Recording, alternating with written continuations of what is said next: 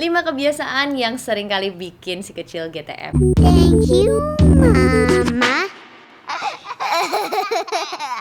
Nomor 1, tidak memiliki kebiasaan untuk membersihkan mulut si kecil sejak bayi. Dengan membersihkan mulut si kecil sejak awal, maka kita bisa membersihkan sisa susu dan juga sisa makanan yang ada di gusi, di sela-sela gigi, dan juga di bagian dalam pipi. Hal ini akan meningkatkan nafsu makan si kecil, karena sisa-sisa makanan atau sisa susu ini akan berbau tidak sedap dan seringkali menurunkan nafsu makan. Selain dari itu, kalau kita tidak membiasakan untuk membersihkan mulut atau sikat gigi, maka ini juga bisa menjadi salah satu faktor yang menyebabkan masalah sensori di mulut. Nomor 2, si kecil yang sering makan sambil nonton. Anak kita tidak bisa multitasking. Dia hanya bisa fokus dengan satu hal saja. Dia tidak bisa diharapkan bisa mengunyah makanannya dengan baik kalau dia sibuk menonton atau sibuk kita gendong-gendong di luar sambil lihat kucing. Hal ini seringkali membuat kita berpikir apakah mungkin ada masalah oromotor pada anak kita karena dia terlalu sering mengemut atau melepeh makanan. Ternyata masalah mengemutnya adalah karena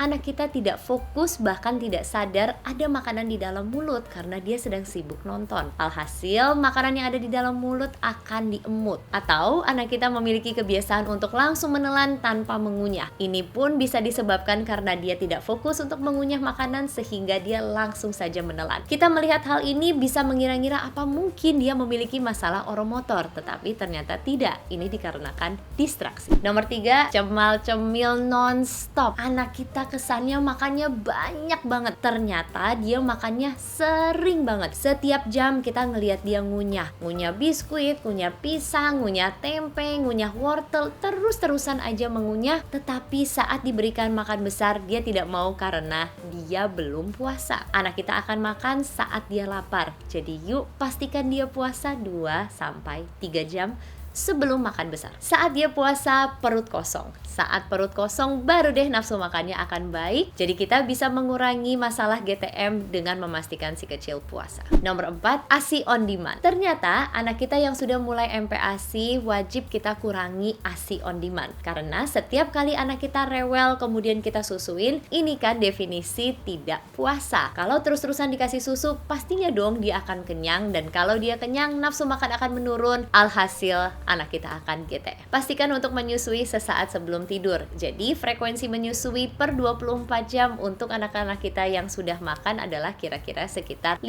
kali dalam 24 jam. Nomor 5, makan sambil jalan-jalan putar-putar keliling kompleks sambil lihat kucing di luar. Distraksi seperti ini, balik lagi nih, anak kita tidak bisa multitasking. Jadi bayangkan kalau anak kita lagi melihat kucing atau melihat burung, dia pasti gak akan konsen dan ini yang sering kali menyebabkan anak kita mengemut. Sama juga dengan masalah nonton yang sudah tadi kita bahas. Selain dari itu, semua distraksi ini akan membosankan. Bayangkan, anak usia 9 bulan kalau dikasih lihat cicak dia pasti akan tertarik. Tapi setelah itu dia akan bosan, kita harus nyari kucing dulu.